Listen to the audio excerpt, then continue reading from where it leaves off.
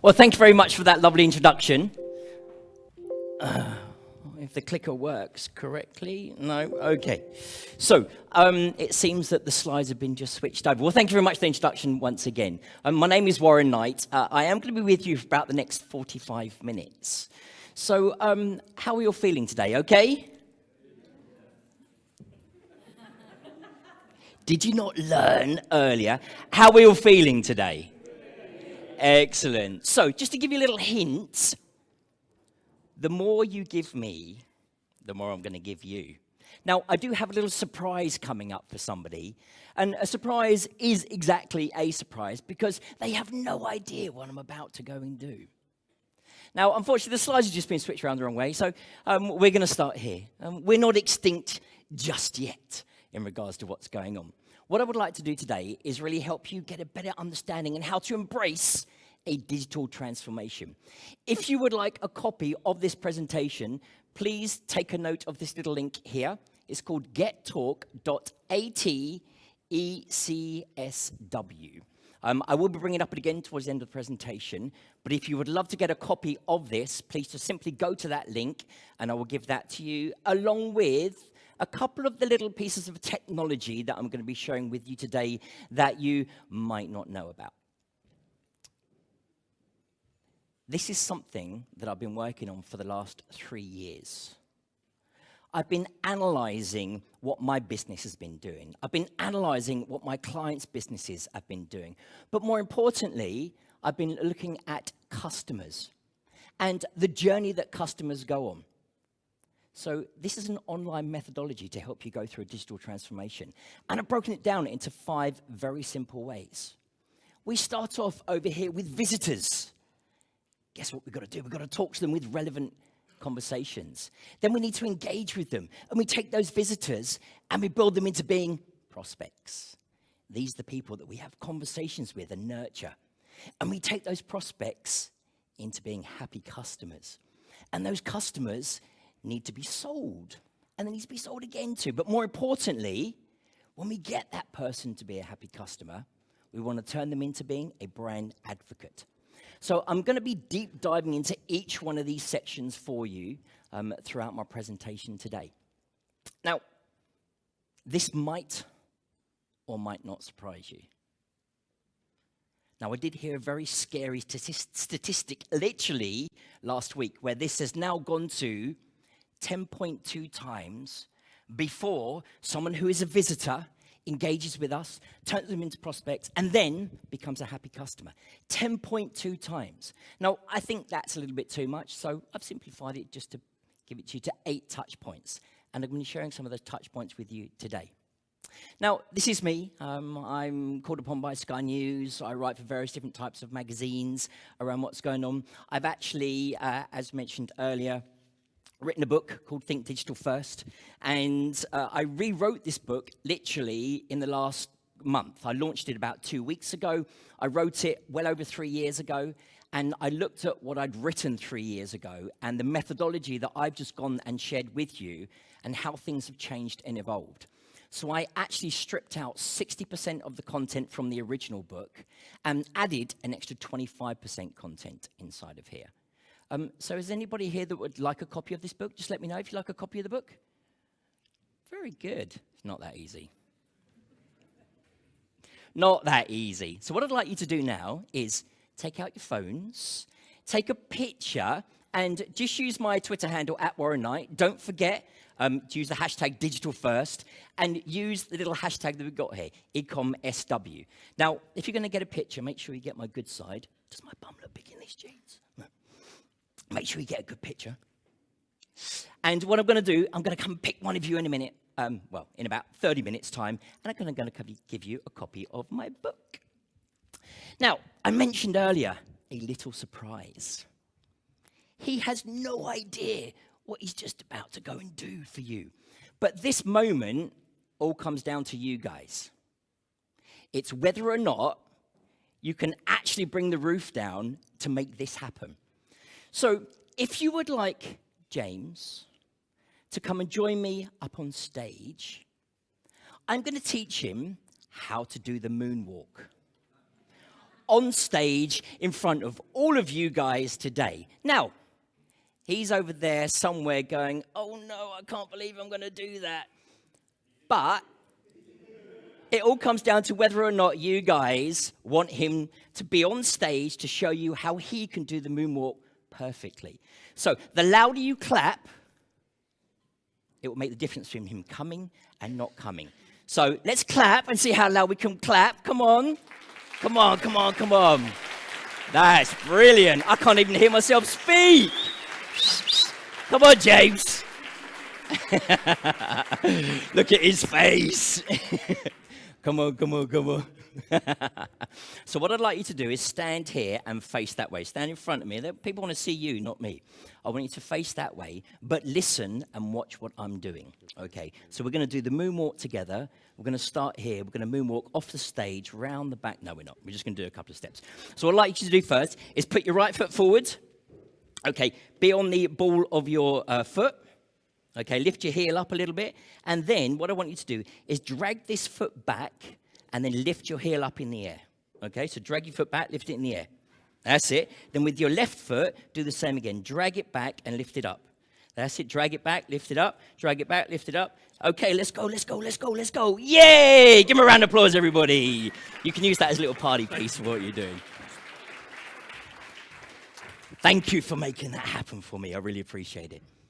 Now, the first thing that I spoke about right at the very beginning was about your business being relevant to your customers. We've got to have the right way of communicating because there's so much noise out there. There are 5,000 tweets sent every single second. Hold on. Yep, another 5,700 tweets been sent. So that's a lot of noise. We've got to communicate to our customers in the way enabling us to be able to bring them over to become visitors, prospects, and then customers of ours. But where do we start? We start by having the right tone of voice. Now, this might sound very strange to you, but this is the first place that I start whenever I'm working with a company to go through a digital transformation. We've got to try and work out where your business is at right now. What is your marketplace? So who are you? Who's surrounding you? Who are you talking to? And what do your customers want? Or more importantly, if we look at Pareto's law, the 80-20 law, we want to look at your business. We want to take that 20% of your customers that is generating 80% of your revenue. Now, I was working with a company in the print promotion industry, and actually it's 17% for them. 17% of their customers bring in 80% of their revenue. And yet, their tone of voice is still talking to the customers that are down here. They're still speaking the same way they've been speaking from being at trade shows to then meeting them face-to-face and having conversations with them and then taking that same tone of voice online. And yet, the clients that are bringing in most of the revenue of the business, they're not talking to. They're the ones that are going to be important for us to be able to help grow our business on an ongoing basis. So I've broken it down very simply for you. As human beings, we actually go through three phases to be able to want to get engaged with a brand first of all. We go through the early phase, finding out whether or not this brand is right for us and who we are. So one of those tones of voice that you could use in your business that talks to that customer is about price anchoring. When we're talking online, think about the ways that are going to engage with that perfect target customer and bring them over to our website. Now, potentially, you might be looking at going international. So rather than wanting to get a single order and ship that order, where potentially the cost of the product is cheaper than the actual cost of the delivery, why not use your tone of voice online to get bigger customers? Push them up to that threshold that you know makes it profitable for you to be able to have a conversation with them and engage with them for the lifetime value of that customer. So now that customer's got engaged with you, Talk about being multilingual. Have customer service that talks to different types of customers. If this is part of your roadmap with your business, use price anchoring, the price of that. Talk to them in a way that makes them feel comfortable of wanting to engage with you as a brand. And now they're really talking to you. They know you, they like you, and now they're beginning to trust you. Take it one step further. Let them have a real conversation with somebody. Pick up that phone and have a conversation. We are in a digital world. I've been loving it for the last 10 years. But as was very kindly mentioned earlier, I don't think I'd ever be able to emulate getting $1 million worth of sales again. But how I achieved that $1 million of sales was by picking up the phone. And that hasn't changed. So think about your tone of voice and what type of clients that you want to connect to for your business. This is really important to help you understand about embracing having a digital transformation. We must start at home. We must start with our digital assets. Everything that comes from being on our website, even the brochures that we're printing out. They're physical versions and digital versions of it. Everything that we own is exactly that. We own it. So take those digital assets and use social media to be able to share those digital assets. The pictures that we're taking today. I'm sure James and his team will be looking at the videos from today, the images, the lovely testimonials that everybody's given you, and using them as a way to engage with people for next year's event. They're your digital assets. You own them. Share them out on social media. Take them and use them for paid advertising. Don't talk about your product. Talk about the experience that you want to give.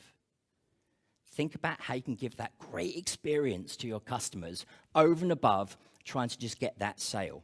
And then the fourth one is what I absolutely love. It's all about earned media. Every single picture that you have taken so far and for the rest of the day, eCommerce Southwest is all earned media. It's not what they've said, it's what you've said. It's what you've got out of today. And that's really powerful. Social proof. So think about these 4 core areas when it comes to owning your digital assets. The next step, engage. We've got to have conversations. It's all well and good pushing content out there, but we've got to have conversations with these people to build trust in regards to what we're doing. Remember, we're taking that visitor from being a prospect. How many of you here have watched TED Talks? Bit of an idea? Okay, great. So this is basically the methodology that TED work on. They want you to be emotional. Now, I went through 3 rounds of IVF over 15 months. We lost our child in the 2nd round, and now I'm fortunate enough to say I have a beautiful baby girl of 7 months after going through 3 rounds of IVF, and I became a dad for the very first time at the age of 47.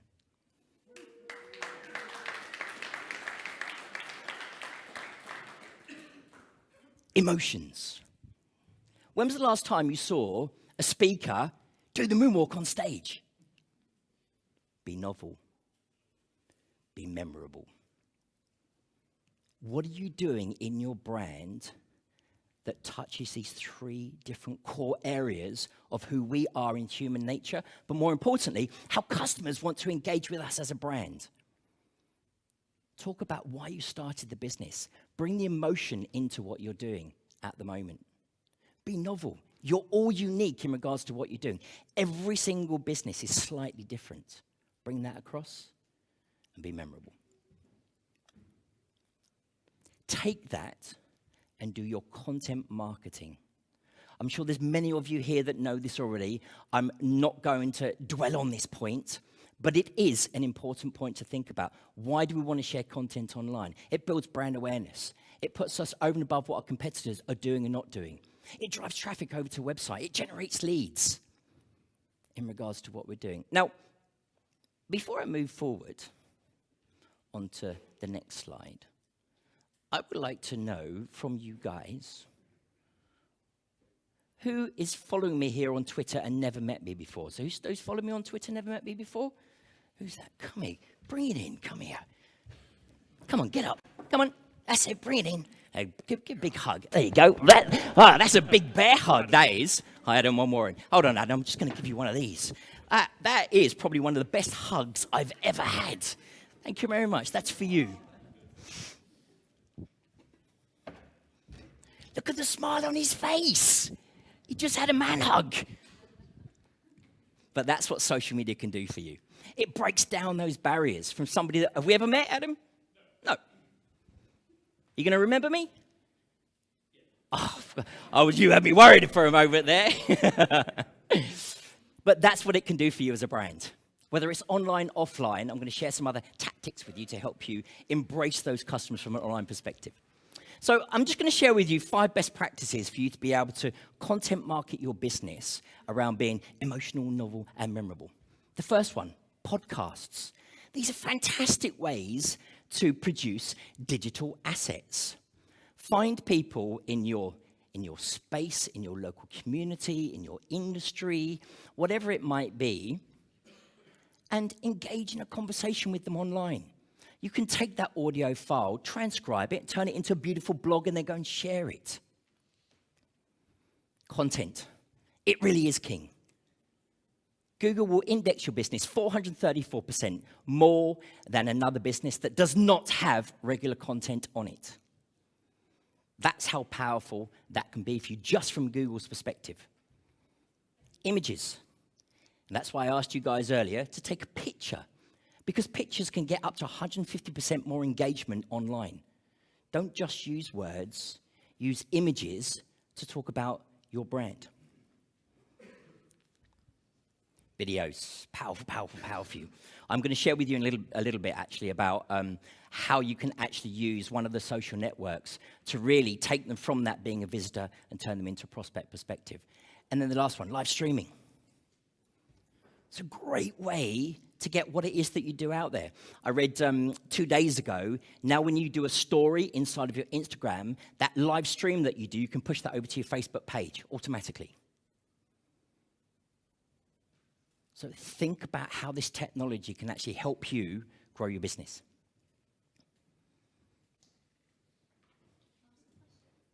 Oh, why not? Yep.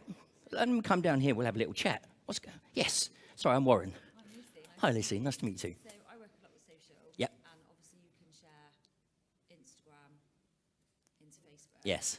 How closely do you work with Facebook for when are they going to swap that so I can push Facebook into Instagram? Okay.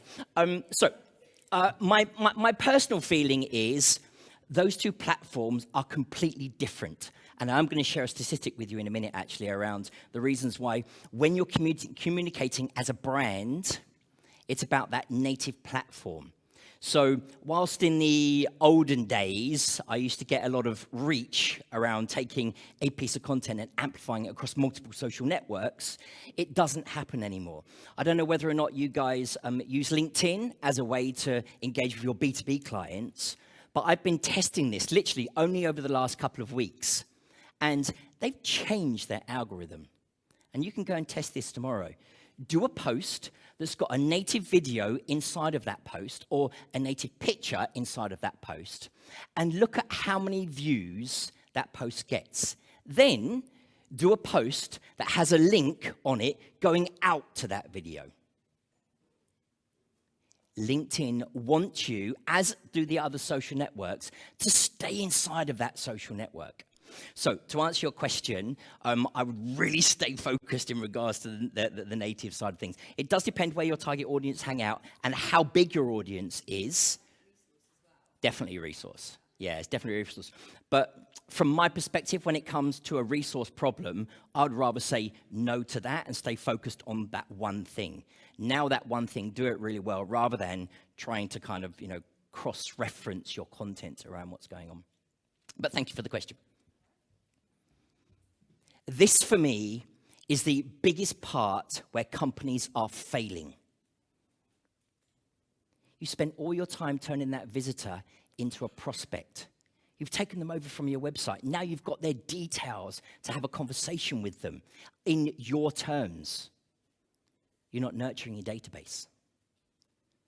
It is very simply just like taking that seed, putting it into a nice little tub that we want it to grow, and then we walk away from it. That seed will not turn into a happy customer unless we take a little bit of water and we pour it onto that seed on a consistent, regular basis.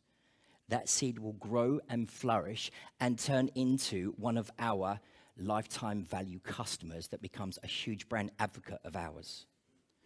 Nurturing is key to what we do inside of our business. And as I said earlier, 54% of consumers like to be in their native environment. So in other words, if I'm an Instagram avid user, that's where I want to be and that's where I want to stay. Don't try and take me over to Twitter because I have no interest in that. So we've got to understand when we're nurturing our visitors and prospects where they hang out and talk to them and talk to them in their tone of voice. You know, Instagram, minimum 5 to 15 hashtags every single post. Do not do 15 hashtags over in Facebook.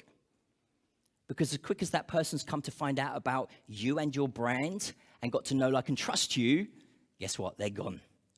I don't want to see 15 hashtags inside of Facebook. So stay native with your communication. So this is a platform that I love, Pinterest. There are two reasons why I love Pinterest. One, gives me fantastic social signals for my business. In other words, I put a post inside of a board, I go over to Google, type in a couple of keywords, click on images, and it can appear on the front page of Google, giving you a link back over to your website and driving organic traffic over to your business. I love Pinterest for that. The second reason why I love Pinterest, they bought a piece of kit from one of the co-founders of Twitter and built it into their platform. It's all about visual search. That specific part of a post can now be searched for and brought up. Yep, just want to go focus straight into that lamp. And now inside of Pinterest on my mobile phone, I get nothing but lamps appearing. So again, you've got to kind of talk to your customers in a way that engages with them. Sell the experience, sell the lifestyle with the products inside of that. Don't necessarily just talk about the individual product itself. You've got Instagram, a new feature for you. More work for social media management companies. But it's a great feature because this is a way for you to be able to find out what your visitors and prospects want from you as a business. You can now run a poll inside of a story. Get people to choose. Do you like sprinkles or not like sprinkles? Okay, great. Everybody loves sprinkles. Great. We know what we're going to put into our marketing plan for next month. Donuts with sprinkles. Because that's what our audience have told us. But it's got to be in that native environment. YouTube, as I mentioned earlier, whether or not you're using these features, I don't know at the moment, but I want to share them with you. One, you can have a series of videos appear one after the other based on your categories on your website. So when somebody comes to one video, they're going to get a whole series of other videos based on that specific product that you've got on your e-commerce platform. But more importantly, it allows you to have a cheeky little link on the video going out over to your website, giving them, again, something of value, whatever that might be. And these features are all free inside of YouTube. Again, YouTube's the second largest search engine in the world, owned by Google. So use these features. Is that for me? Shall I get that? Is it? No, that's all right. So use these features for your business to take that organic traffic from those social networks and bring them over to your website. Why? This is why. All of those people that follow you inside of Facebook, inside of Instagram, you don't own them. Mark Zuckerberg does. If tomorrow he decided to close your account down, your account's closed, and you're never going to get any of those followers back again. So nurture those people inside of those social networks, but do take them out of those social networks and over to your website. So I did a bit of research, kind of from an online perspective. Thought this is really nice brand, talking to their customers in lots of different ways. Welcome to our online home. They don't call it a store, online home, around what's going on, sign up for our emails, and get 20% off. They're price anchoring again to that customer to bring them out of that visitor process and bring them over to being into a prospect. Now, one thing that they're doing very clever here, you can see this is above the fold, shoe story. They're telling a story again. And I wanted to anchor this into what we were talking about earlier in regards to those TED Talks.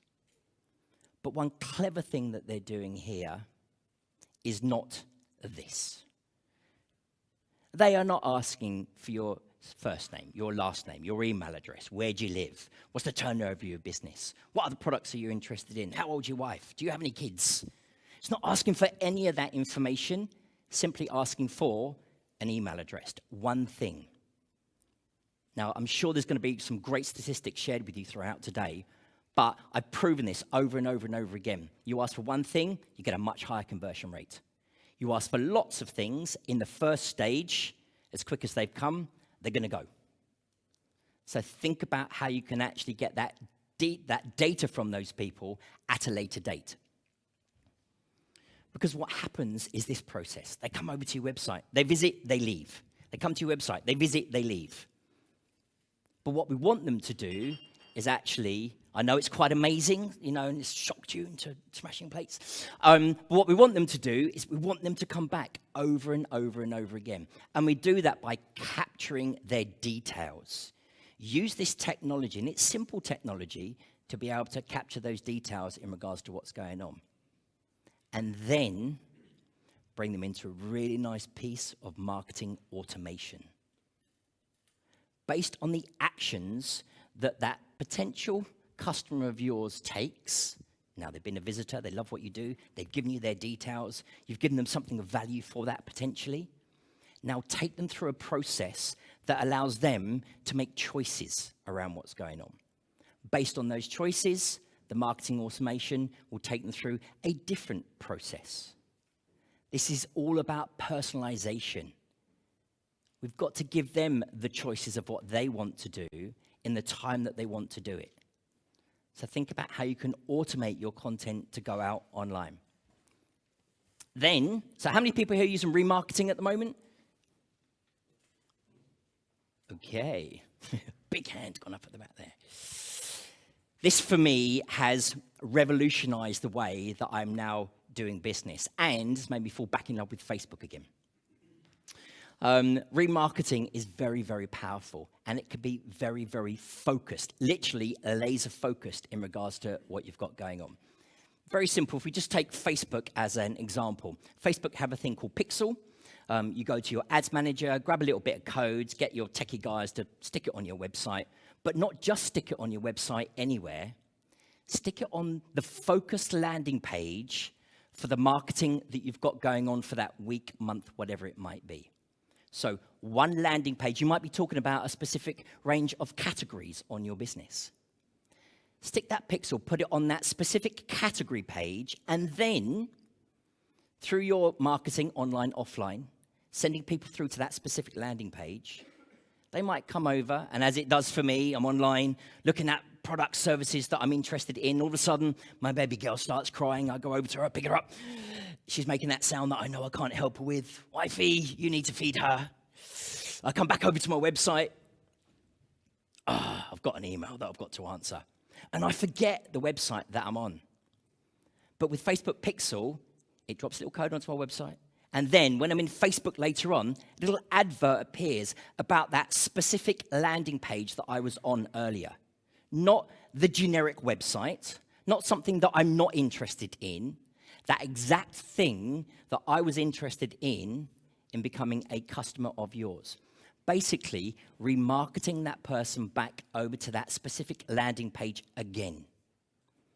So use this technology, embrace it. You can use it in Google, but I'm getting amazing stats out of Facebook by actually remarketing back to those people that have already been on specific landing pages on my website and then convert them into customers. Sales. We've got to get those sales. We've got to put that time, effort, and energy into regards to what we do. We've got to get sales for our business.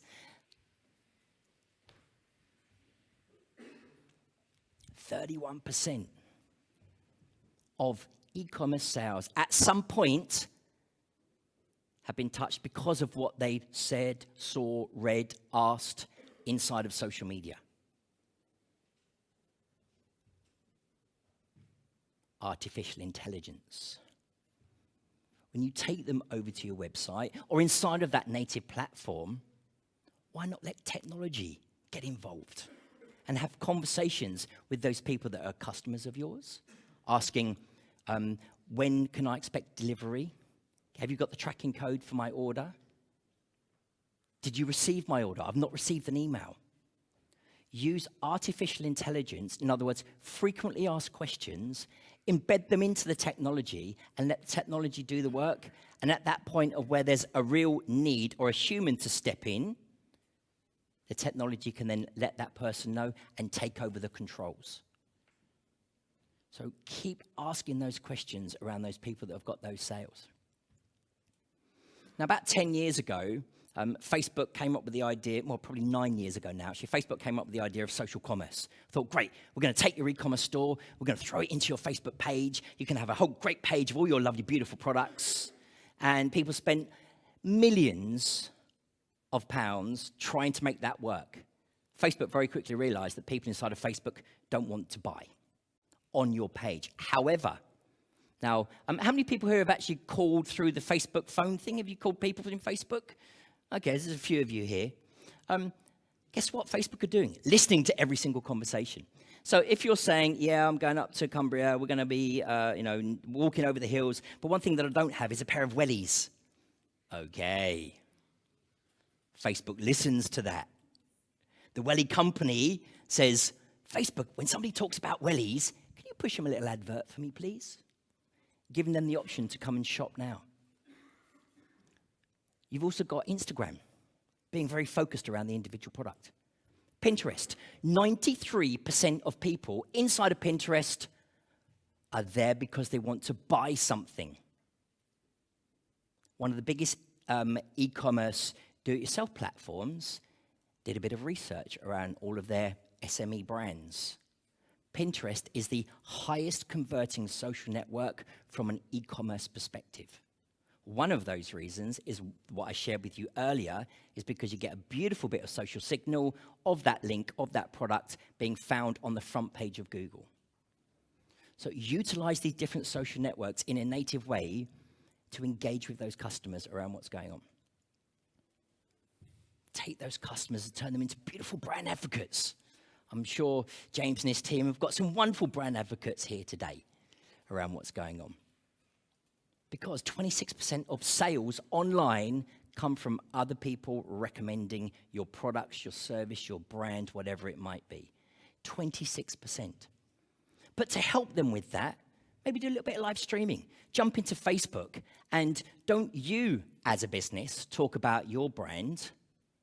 Actually, get your customers to come along and be on the live stream with you. You can now split screen around what's going on. So get your customers to come and do the live stream with you and talk about your brand. Talk about the reasons why, where they found you, how they work with you, whatever that might be. But get your customers to do the talking about your business. It's a very powerful way to keep them as a client, but also win new business. So I've got 6 tips for you before we go away today to help you with your digital transformation. First one, tell a story. Who are you? What do you do? Where are you at right now? And where would you like to be? Think about that tone of voice that you're using. Potentially use price anchoring to make that happen. Turn that story into content. Not just one type of content, different types of content. Great pictures are going to be had today. Might turn it into a GIF file. Get some nice videos of people, great testimonials. Cut it up, put it onto your YouTube page. Drive more traffic over to your business. Social media, but think about it in a native way. Don't worry about what everybody else is doing across all those different social networks because they say that's what they're doing. Think about who your customers are and where they hang out and what's important to you. Do use marketing automation. It is not a dirty word when done correctly. There is some fantastic software out there that's very intuitive that guides that visitor and prospect to make the choices that's important to them when it's important to them. Remarket back those visitors. It takes a lot of time, effort, energy to drive those people over to our website. Bring them back, but stay laser focused on what page they were on, rather than, come and take a look at my business again. I'm not interested in what all your business does. I'm interested in that one product that actually I went to that page yesterday, earlier, whatever it might be. And the last one, artificial intelligence. So, just to remind you guys, this is my 5-step formula for an online methodology to be able to help you go through a digital transformation. Each one of these core areas has a touch point. You'll notice we start off here talking about the tone of voice. If we don't get that right, we engage with the wrong people. We spend the wrong time. Then we've got to bring them through to that nurture phase. As I said, this is where most companies are failing to actually win more business. And once you've got that sale, turn that happy customer into a brand advocate. So I'd just like to say thank you very much, Bristol, and enjoy the rest of your day.